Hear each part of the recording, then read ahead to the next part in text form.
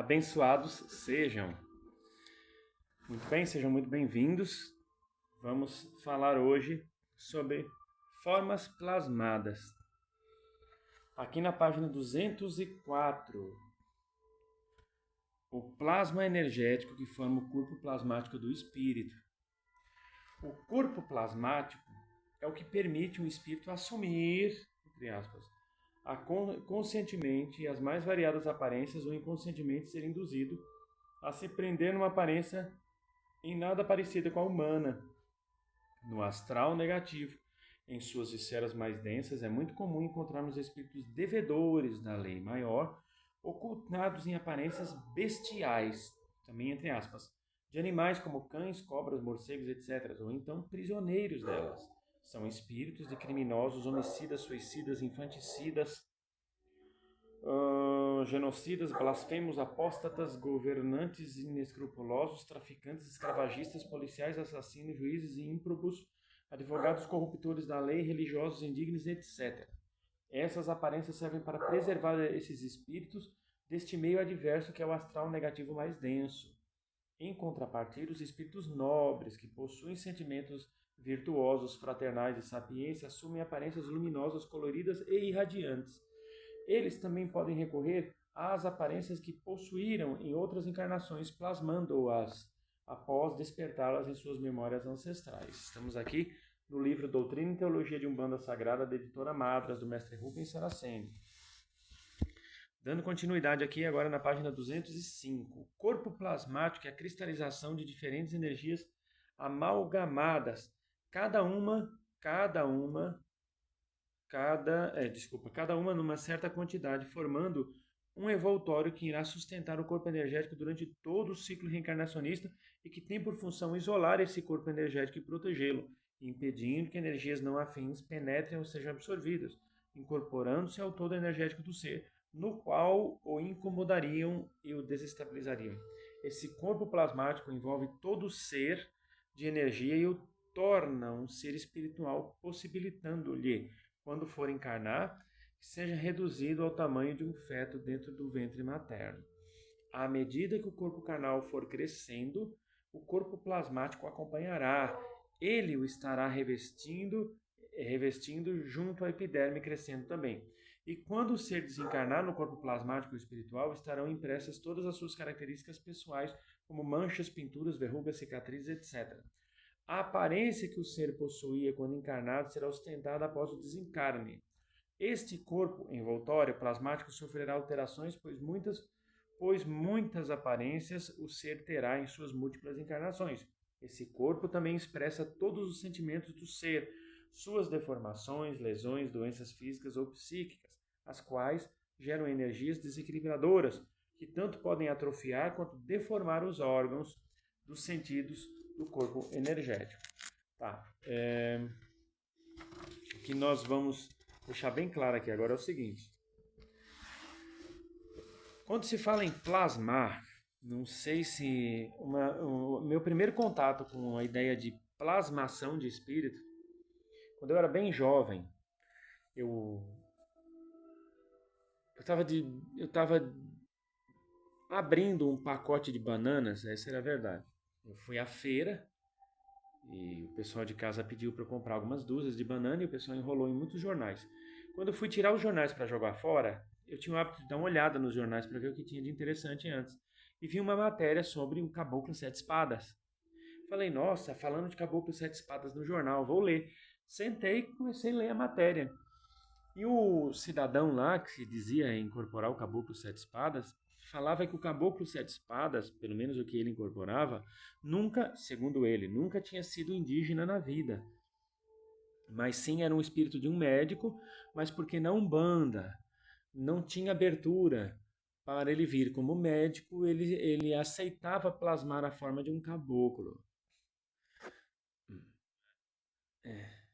Aí eu pensei, plasmar a forma. Eu fiquei com esse negócio de plasmar na cabeça e fui estudar. Quem falava muito sobre isso eram os kardecistas.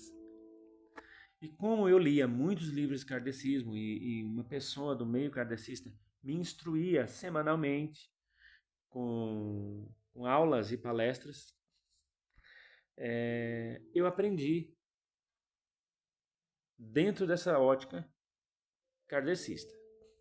Aí, com o passar do tempo, eu fui conhecendo outras egrégoras, outras escolas com outros pensamentos, e aí fui entender que os espíritas não estavam errados naquilo que falavam sobre plasmar, só que o conceito é bem mais amplo do que se ensinava na época, dentro dos centros espíritas ou dentro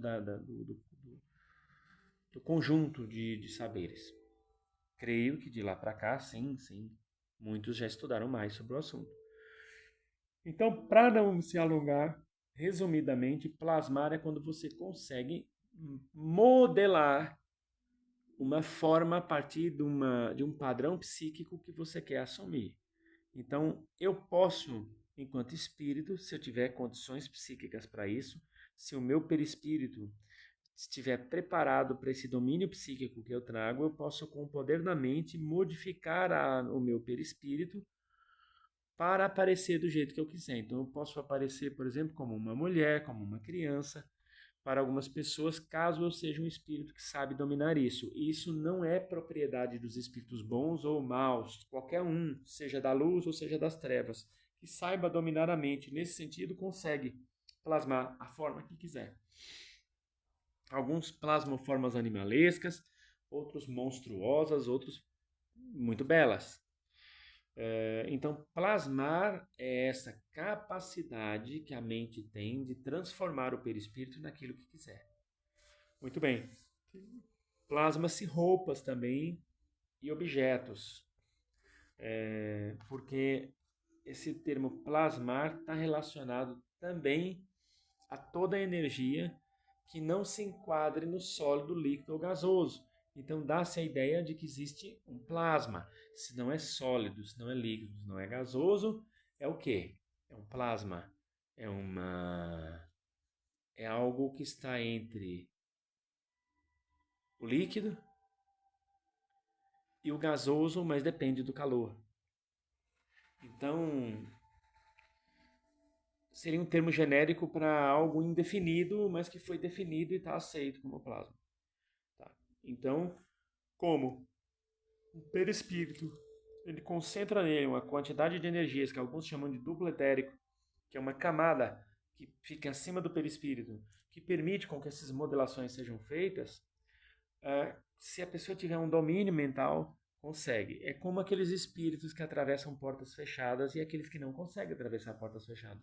Tem espírito no plano, eu me desdobro bastante, então já aconteceu de eu estar fora do corpo, visitando alguns lugares, e tem espírito que bate na porta para entrar, e aí um outro espírito vai e abre a porta para ele. Mas se falar abre a porta física, não necessariamente. Abre uma porta que foi plasmada psicologicamente, tanto pelo espírito que quer abrir, quanto para o que vai abrir a porta, e essa porta é aberta e está tudo certo. Ele atravessa e depois o outro espírito fecha a porta lá e está tudo bem. Só que tem lugares no plano espiritual que as portas também são energéticas e espirituais. Então, realmente, quando bater lá, alguém vai ter que abrir, igual aqui no plano físico, para aquela que a pessoa entra e ele fecha a porta de novo e tranca, se for o caso. Então tem casos e casos. E já tem espírito que ele tem mais desenvoltura, então ele atravessa estruturas, inclusive físicas, com muita facilidade, paredes, portas, nada o detém. E alguns conseguem até mesmo atravessar paredes e portas do próprio plano espiritual, tamanha é a capacidade. Por isso, os templos e locais espirituais, além de suas paredes e portas e muralhas, eles têm camadas de telas e energias e campos vibracionais defendendo, para que determinados espíritos não consigam penetrar ali. E alguns, além da camada, tem outra, depois de alguns metros tem outra barreira, depois de outros metros outra barreira, e alguns têm dezenas de barreiras, para que dê tempo, caso algum ser que tenha condições de permeabilizar-se durante todas aquelas barreiras, para que esse ser consiga ser detido antes de chegar onde quer chegar, no caso de uma invasão a uma colônia ou a uma cidade. Mas geralmente as cidades elas são mais abertas, não tem muito esses campos de contenção, não. Quando ele fala aqui, no começo da página, o mestre Rubens, no começo da página 205, quando diz assim, o corpo plasmático é a cristalização de diferentes energias amalgamadas, cada uma numa certa quantidade, formando um envoltório que irá sustentar o corpo energético durante todo o ciclo reencarnacionista, os corpos todos espirituais dentro da matéria, e que tem por função isolar esse corpo energético e protegê-lo, impedindo que energias não afins penetrem ou sejam absorvidas, incorporando-se ao todo energético do ser, no qual o incomodariam e desestabilizariam. O corpo plasmático, ele tem essa função mesmo. Alguns chamam o corpo plasmático de duplo etérico, por ser uma camada energética, como ele mesmo fala aqui, de uma cristalização de diversas energias amalgamadas. Ali tem energias eletromagnéticas, bioplasma, ectoplasma, prânica. Nossa, são muitas energias que formam aquela camadinha. Né? E se a pessoa ela estiver num padrão vibratório elevado, dificilmente alguém vai conseguir chegar e atacar seu duplo, causando verdadeiros impactos na vida da pessoa. Porque a pessoa com duplo ferido, duplo atacado, ela, consequentemente, ela pode vir a ter aquilo pode vir a gerar um miasma, que é uma doença, uma coisa ruim, uma forma, sentimento, uma forma de pensamento que fica ali grudada no campo áurico da pessoa, e aquilo uma hora tem que ser desintegrado ou vai passar para o corpo físico. Ou, se não para o corpo físico, para a realidade física da pessoa aqui. Pode ser a realidade financeira, amorosa, alguma área da pessoa vai se bagunçar. Então, é bom não deixar machucados, enfermidades ou ferimentos no corpo plasmático. Aqui também o mestre Rubens fala nas páginas 206 e 207 sobre as formas plasmáticas, as vestimentas energéticas que cobrem os corpos espirituais.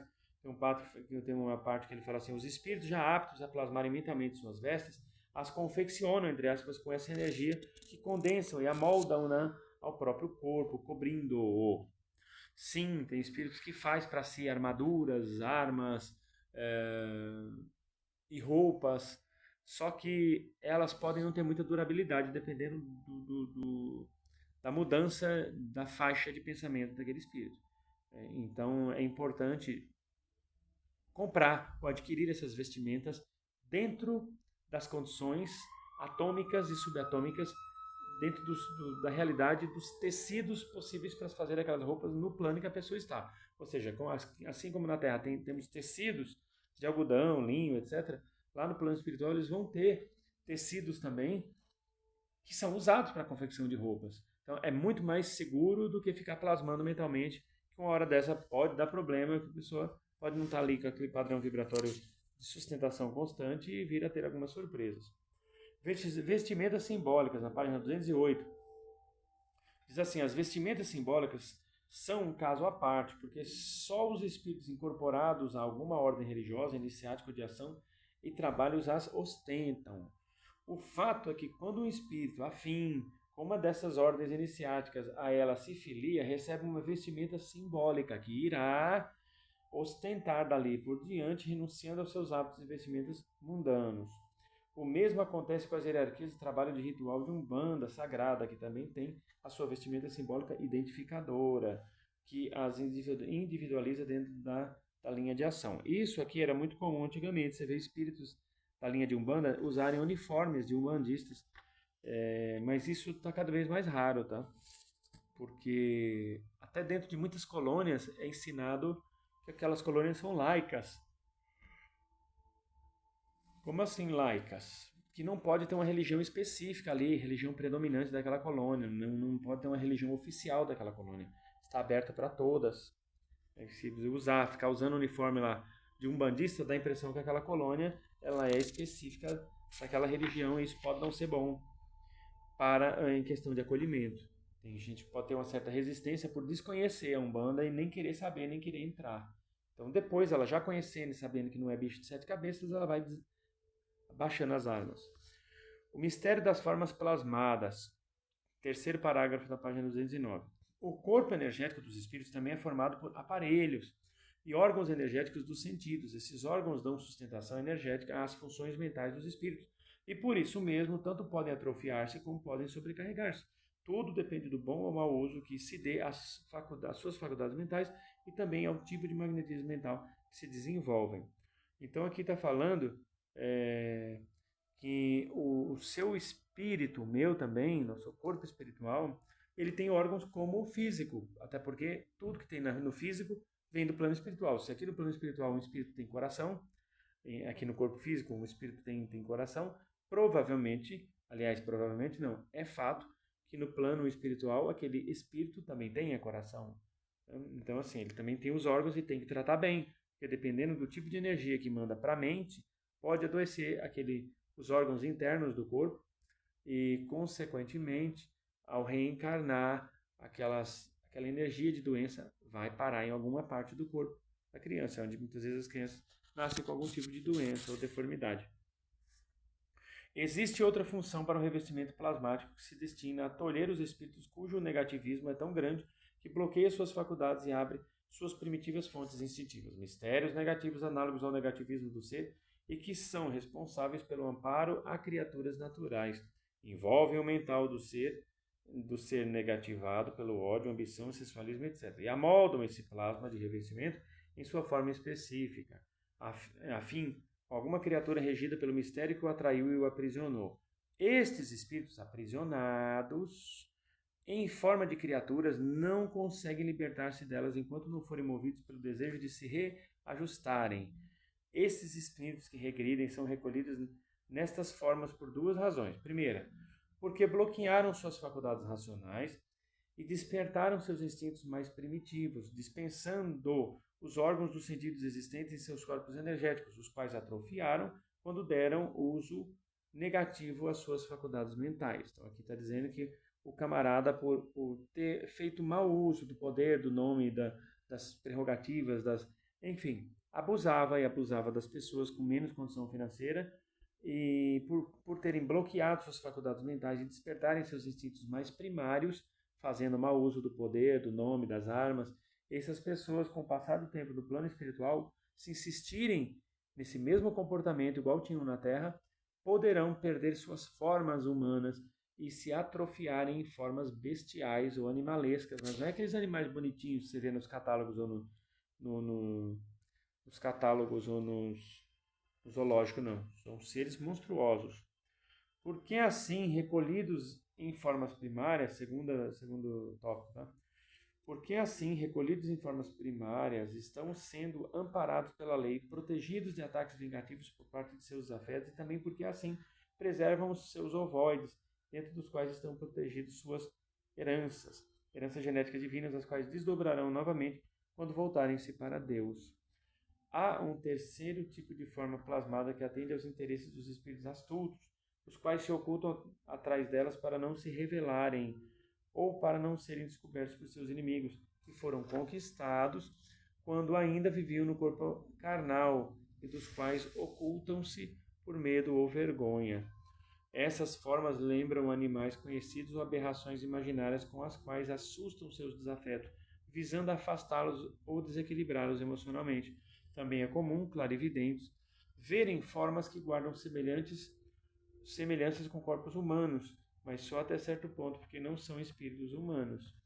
Existem dimensões paralelas à dimensão humana que se destina à evolução dos seres, cujas formas até guardam semelhanças com o corpo humano, mas, na verdade, são formas autênticas de seres naturais, muitos tão inteligentes quanto os espíritos e outros nem tanto. Enfim, são seres com formas próprias e imutáveis, mas que muitos videntes descrevem como sendo espíritos plasmados em formas angelicais ou infernais. Veja bem, aqui está falando bastante sobre a questão dos mistérios que a pessoa deve dominar para utilizar-se dessas formas plasmadas. Mesmo o espírito que esteja nas trevas, seja lá assistindo ou more lá naqueles vales ou quadrantes do universo onde se caracterizam os umbrais, ali eles também estão tendo um aprendizado. E por mais que eles plasmem formas as mais monstruosas, no fundo também são filhos de Deus. E sabem que um dia vão ser convidados à lei maior para abandonar aquela prática. Então, assim, nós seremos lá no plano espiritual o que somos e fazemos aqui. Mas principalmente, acima de qualquer coisa, aquilo que sentimos e aquilo que pensamos. É assim que o mundo espiritual vai se descortinar para aqueles que precederem a passagem em relação a nós e a gente não tem, assim, as únicas certezas que nós podemos ter é de que tudo passa, né? Da impermanência. Então, se tudo passa, então para que ficar se apegando a coisas e situações aqui? Né? É isso. Eu não estou ganhando nenhum centavo para fazer propaganda do livro Doutrina e Teologia de Umbanda Sagrada, nenhum centavo. Nós trazemos esses livros aqui para o curso de Sacerdócio e Teosofia de Umbanda para enriquecer o nosso trabalho. Né? Se você puder adquirir esse livro, tá? Adquira, que vai ser muito bom para o seu crescimento. Tá? Qualquer dúvida, entre em contato conosco. Que Deus lhes abençoe. Que Jesus, Maria e José, na unidade do Espírito Santo, nos conceda muita paz, luz, proteção, saúde e para vós, todas as suas famílias, seus lares, seus locais de trabalho a partir do momento que estiverem vendo esse vídeo e que nunca lhes falte o axé dos orixás. Certamente não faltará. A gente se vê por aí. Deus lhes abençoe.